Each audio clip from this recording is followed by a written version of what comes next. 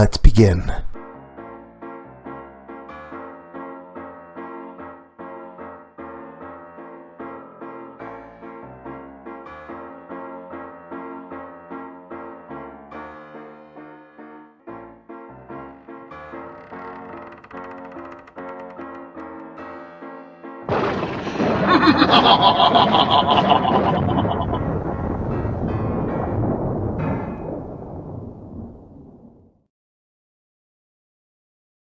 Hey there, scary story fanatics! Welcome back to Cleaving Thought from Bone with your host, Sociopathic. Boy, do I have something planned for you tonight. Well, we do. Too many chefs in the kitchen? I think not. Prepare yourself as we open the door on a new mythos penned by Charlie Blackmoore, Doughboy420, and myself that we like to call Lawson's Lament, Campfire Tales.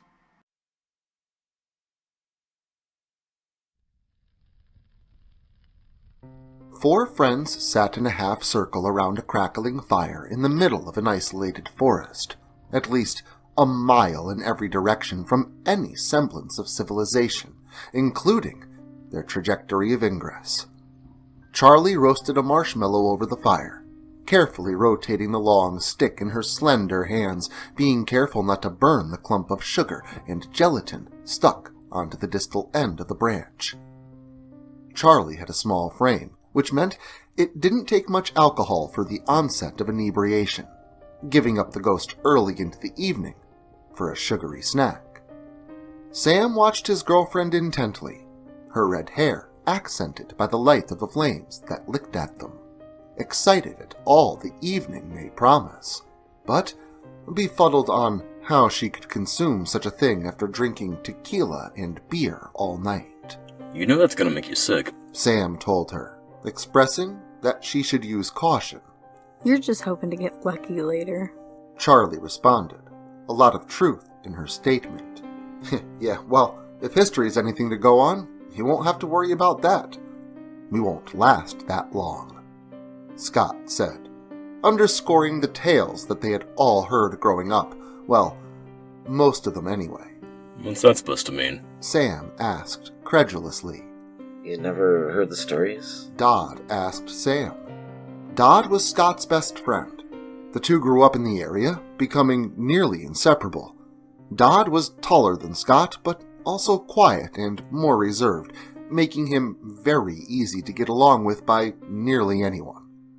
Sam, however, had only moved into the area a few months prior and was relatively uninitiated in the ways of local legends.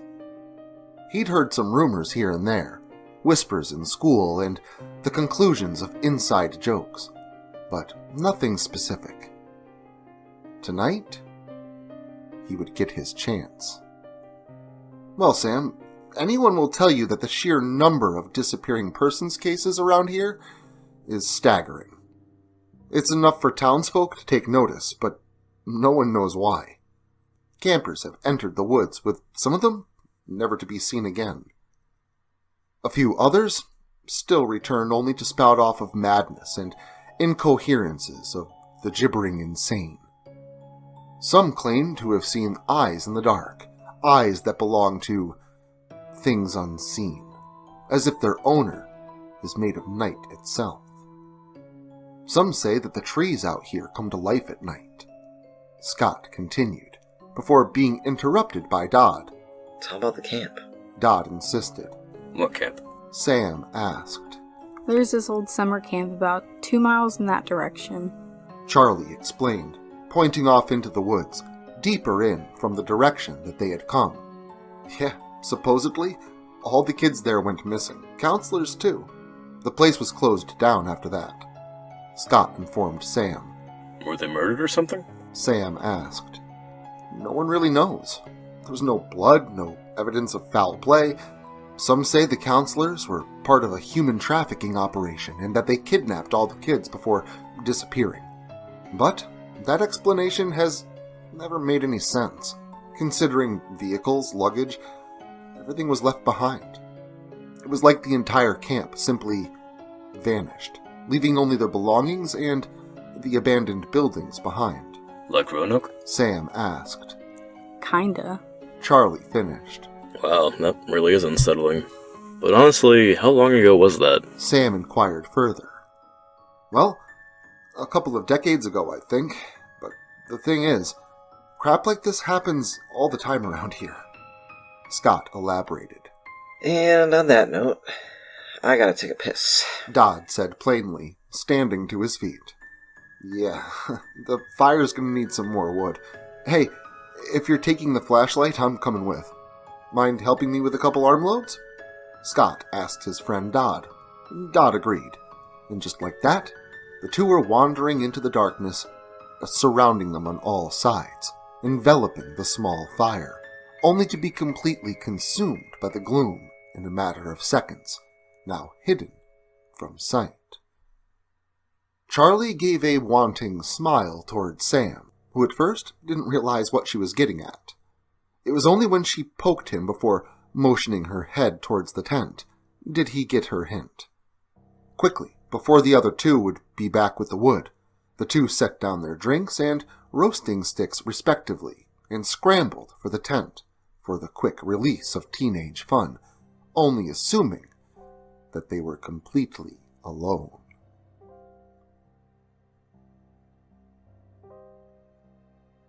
About 20 minutes later, Sam crawled from the tent, only a pair of jeans covering his half-naked form, his shirt and hoodie held tight in the grip of his right hand. Sam had to take a piss himself, only he wouldn't be walking as far as Dodd to do so. Also, he was thirsty and craved another cold one from the cooler. But as he finished getting dressed and reached for the beer, he realized something queer. Scott and Dodd had still not made it back. Heading over to the tent, Charlie resting happily inside under the sleeping blanket, Sam reached for his shoes and his flashlight. Where are you going? Charlie asked him, catching Sam off guard. Scott and Dodd still aren't back. I'm gonna go look for them. Sam told her. You want me to come with you? Charlie asked. Nah, stay here and just keep being sexy. I'll be right back. Sam insisted. Charlie took him up on his offer and snuggled back into her sleeping bag like a tick looking for sustenance and warmth. Sam began his trek in the direction he had last seen Scott and Dodd walk, following their footsteps into the darkness unknown. Scott! Dodd! Sam called out into the black before him, ears pricked and at the ready for any indication of movement or life. Scott! Sam called again. Nothing. Sam lifted his hands to his face to call once again, but stopped. Something moved some distance in front of him, hidden by nightfall and thick overhead canopy, but detected via sounds of relevant disturbances of sticks and leaves. Scott? Dodd? Sam called out before him, his own flashlight pointed directly ahead of him, piercing the black like a knife. He heard the noises a few more times, seeing nothing at first, until he finally noticed it. A stump near to one of the trees in front of him seemed to move or shift, like something was shaking at its side. Fearful of a wild animal, Sam used caution, but approached all the same. But still, no matter how close he got, no living thing could be seen, only slight twitches of the branches directly ahead. Once close enough to reach out and to touch the stump, now seemed to be more of a log, likely good firewood. Sam stopped, inspecting the branches that had now gone still, detecting no signs of life. Thinking something may be underneath the thing, careful of snakes and biting insects, Sam reached down and lifted the heavy piece of wood, branches jutting from all sides, and inspected the ground beneath. Sam felt a movement that terrified him, something writhing in his arms like a thick, stumpy snake, In the same instant, Sam looked down to find something cradled in his arms that took his mind more than a moment to process. The world around him slowed, and all that existed within it was now held within his grasp. The branches exuding from the stumpy log moved like snakes, frantically thrashing as if trying to get away.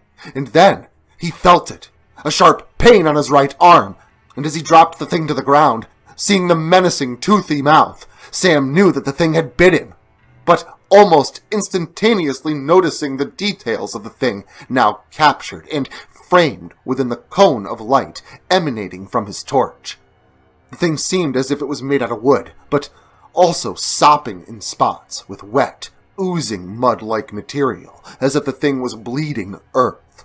Above its mouth resided two demonic, animal-looking eyes, and although Sam had been cradling it like a baby, the thing now clambered to some semblance of legs and woody feet, standing nearly as tall now as Sam. Sam screamed louder than he had ever thought possible that he could, and obeyed the one commanding thought that repeated over and over in his mind.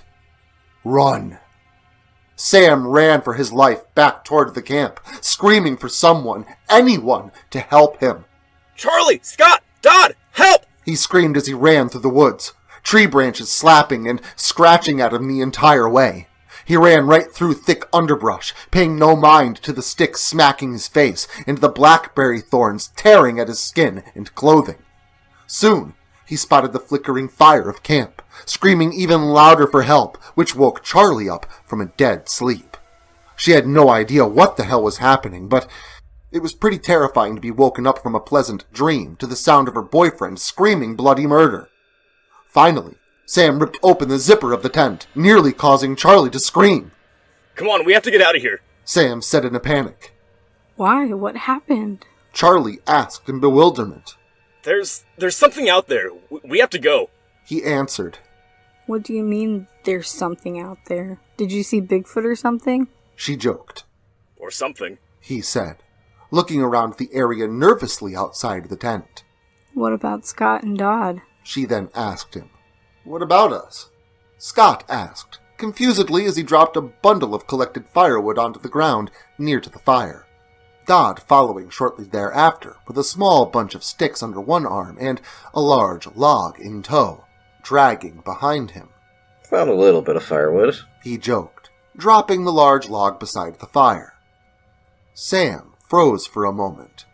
The curvature of the log that Dodd had pulled out of the woods, small twigs and branches sprouting from it, it very much resembled the thing that he had seen. Get away from that! Sam yelled to Dodd. Why? Dodd said, as he gripped one of the branches of it and examined the log, looking for any sign of something like poison ivy, insects, or a snake. But he didn't find any of that. Get away from it! Sam yelled. It's not a log, it's something else. He continued, attempting to move toward Dodd and pull him away from it. Dodd noticed the fear in his friend's tone, so he stepped away from the log, but in doing so, broke the branch that he was holding off of the frail, old chunk of wood. It's just a piece of wood, dude, Dodd said, still confused and weirded out by his friend's sudden and strange behavior. Sam stopped once more and examined the log. Dodd was right. It really was just a log. He was paranoid from the extreme and rightful shock of seeing a piece of wood of what he had thought was wood come to life and attempt to attack him. Sorry, guys.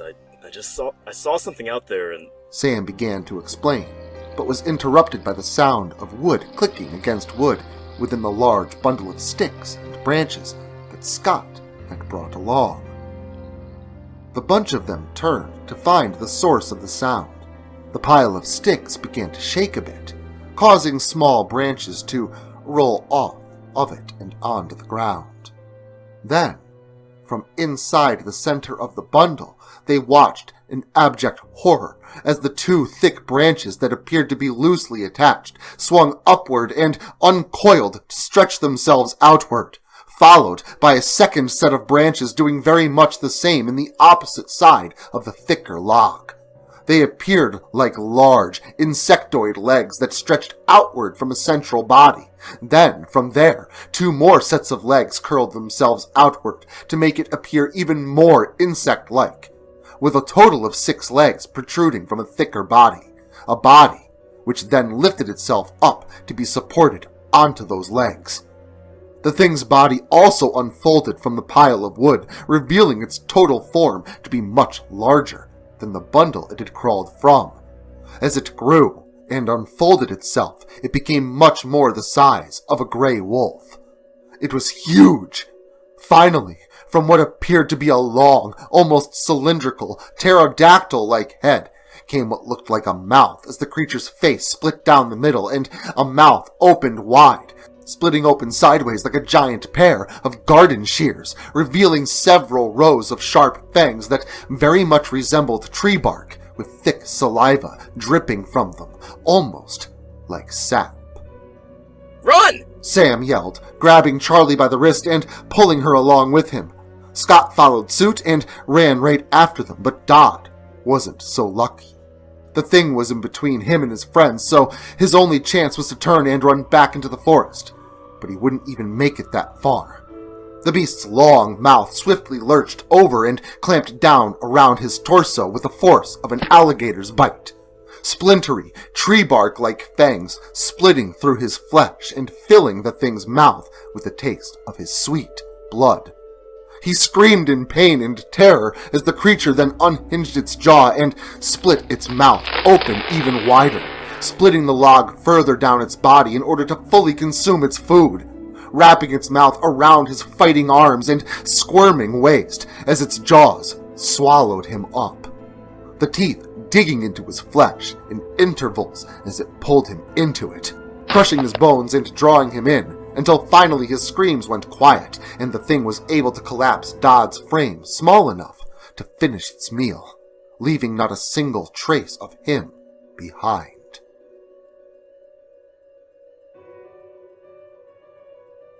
The 3 remaining friends fled from the woods, back toward where they had parked the car.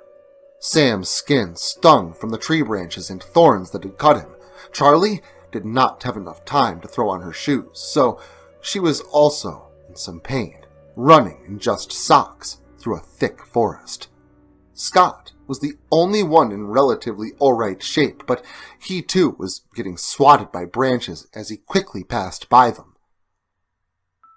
The 3 of them were nearly back to the car when Sam skidded to a halt and fell back, flat, onto his behind.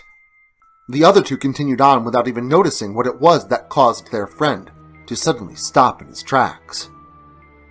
There it was, hanging from the trees in front of him, just a few feet off the ground, the thing that he had originally seen in the forest. It was huge, much bigger than it had been originally. Now it was almost as big as one of the trees that it hung from.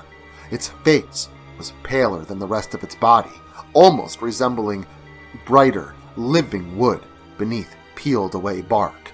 Its eyes were cold and instinctual, like those of a wild animal, an almost emerald-colored tint to them, and its teeth chattered in its mouth like rattling wood. This head sat at the base of its body, where its torso curved around in an unnaturally bending fashion to end with what looked like a razor-sharp pair of pincers at the end. The thing's legs, or what Sam thought were legs, were holding on with long, branchy toes to tree branches, and Sam was able to notice that there were 2 other legs, or arms, holding on to the tree's bark as well. Several branches protruded from wounds with mud-like blood, spraying about in the canopy above as if they were tree branches themselves, while others hung lower beneath to catch whatever passed through them. Sam was close enough to see the glistening of the mud beneath the moonlit sky and the green hue of the beast's inset eyes. Crap. Sam? Where's Sam? Charlie called out, noticing that he was no longer beside her. She and Scott turned to find Sam laying about 20 yards behind them, barely visible between the trees and the darkness of night. They were about to head back and help him when they noticed the thing in the trees between him and them. They stood there, confused by what they were looking at, and unable to get the same horrifying view that Sam was now experiencing. They watched as what looked like two vines or something came down out of this thing and began to move across the forest floor as if they were snakes slithering toward Sam. Sam's eyes went wide, and he attempted to climb to his feet in order to flee from this creature, but it was too late. The wood-like tendrils wrapped themselves around his legs and dug into his flesh with splintery thorns. It yanked him off his feet, causing him to smack his face roughly off the dirt and dead leaves that littered the ground. From there, it pulled him backward toward the awaiting beast. The thing raised him up off the ground and looked him in the eye before raising him up further into the air where its massive pincers were waiting for him. They snapped closed in front of him several times like iron jaws before they finally cut clean through his neck, completely severing the spine. A few of its swaying tentacles then caught the head as the rest of his twitching body was lowered back down to be devoured by the creature's chattering mouth. It slurped up the blood from the clean decapitation, and his friends could only simply watch in horror and disgust from the sight. Charlie's stomach dropped, and tears filled her eyes, but there was nothing that could be done. The two remaining friends continued on toward the car as the thing drained every drop of blood from Sam's body before the rest of him would also become the main course of the creature's meal, with his once screaming head for dessert. The car was in sight. They just needed to get to it and get out of here. Their legs carried them closer and closer to their only escape, except the ground beneath them began to shake. Charlie could feel the rocks poking through the holes in her socks. She could feel the aching of every cut that was being made, which caused her pace to slow despite being frightened. Scott looked at the ground. Not more than 2 feet in front of him, he could see a trail of raised dirt rapidly heading their way. Both of them took a few steps back just as something erupted from the earth. Scott's jaw dropped, and Charlie's eyes widened at what had just sprung from underneath the ground. A tall, black, snake-like creature hovered over the two friends with its mouth opened wide, revealing its razor-sharp teeth. 2 black, dirt-covered scaled feet land on the ground with enough force to shake the earth. Its long, sharp talons sunk into the soil.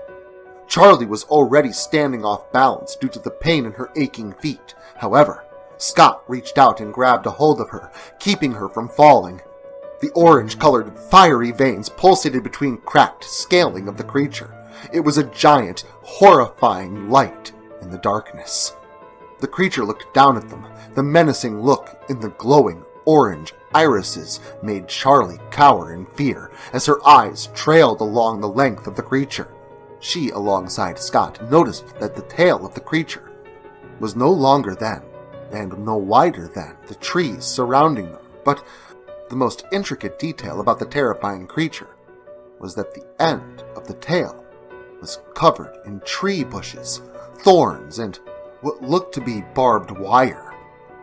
The creature continued to stare at the two of them, while the small slits in its face flared upon smelling the air. Scott's grip on Charlie loosened. When the creature lunged at them, Charlie fell to the ground as the thing's tail slammed into Scott's chest. He groaned in pain as he stumbled backwards, his right hand quickly grabbing where the tail had hit him. Shocked at the burning sensation in his chest, the lack of air filling his lungs, Scott was too preoccupied to notice that the beast had slammed its talons into the left leg of Charlie. Her screams of agony rang throughout the area, causing Scott to pivot. His eyes taking in the sight of his last remaining friend was about to be taken away from him. He frantically scanned the ground, illuminated by the orange glow of the creature. He saw a pointy-looking stick a few feet from the creature. The adrenaline running through his veins gave him not only the courage, but the strength to sprint across the way, grab the stick, and forcefully shove it into the very tail that had hit him. The stick penetrated the ground, causing the creature to let out a loud, roaring sound. The creature's hind leg lifted up and slammed into Scott's hip, causing him to fly back. Scott's back hit the ground, causing him to make a barely audible groan. The impact knocked the wind out of him. With the creature's loud cries, Scott's groaning, and Charlie's screams of pain, the outcome of the situation wasn't looking so good for the friends. Charlie firmly placed her hands on the ground. She used all the strength that she had to push herself up to her feet, but her knees gave out to the pain of the burning scratches on her leg that caused her to fall down once more. Scott, on the other hand, noticed that the creature was attempting to free itself from the stick that had staked it to the ground, leaving Scott and Charlie the perfect opportunity to escape. Scott dug the car keys out from the pocket of his jeans while whistling to get Charlie's attention. She glanced up at him as he staggered to his feet. "This is our chance," Scott yelled. It hurts so bad. Charlie shouted. She grabbed at her leg as dark liquid oozed from the wound. "You have to walk," Scott shouted. I can't. Charlie sobbed. "Fuck it, I'll carry you," he exclaimed.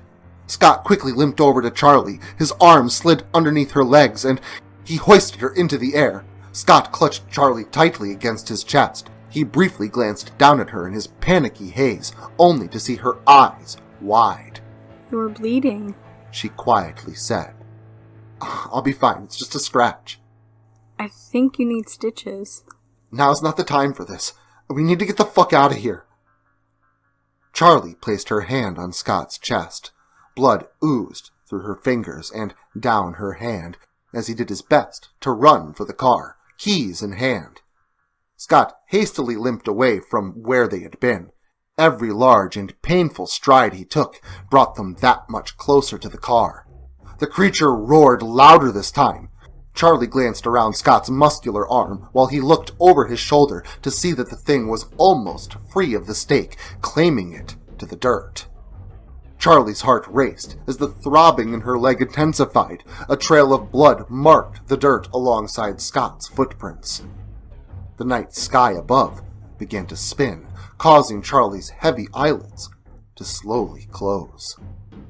The loud noise began to grow quiet as Charlie drifted between the brink of life and death.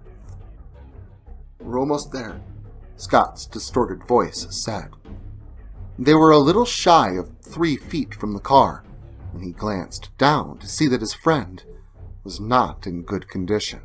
Her cheeks seemed paler than they had been all night, even when she had lost her boyfriend, and the usual lightness of her body began to get heavier with each passing second.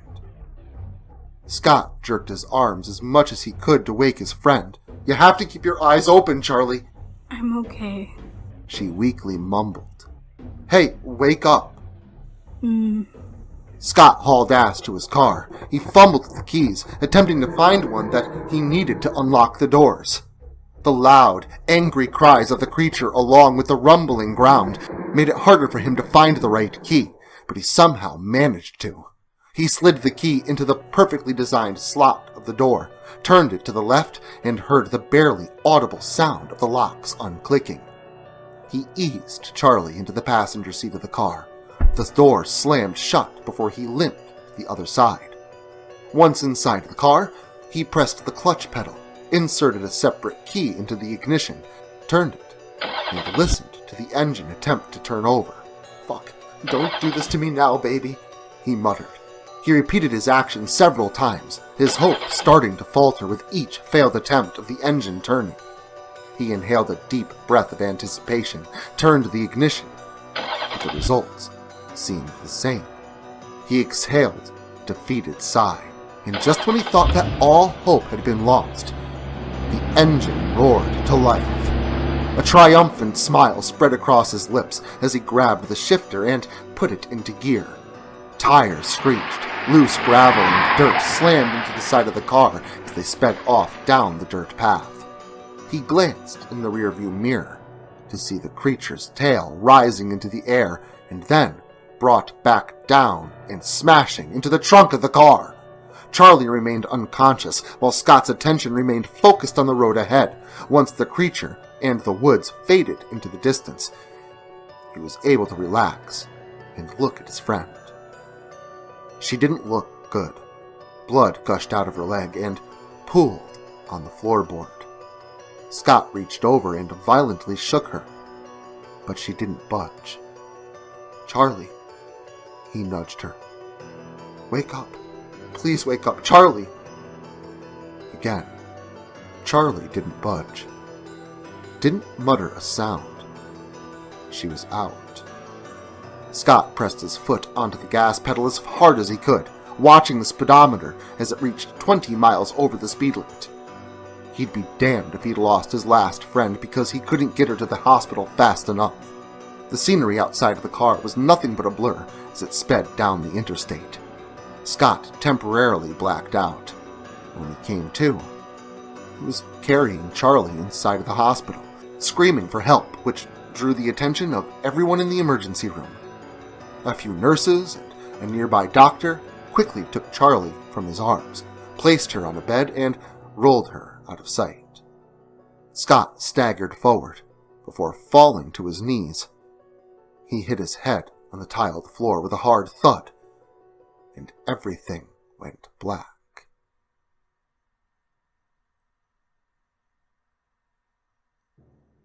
Charlie lay in the hospital bed, her chest steadily rising and falling as the beeping of a nearby medical machine monitored her heartbeat.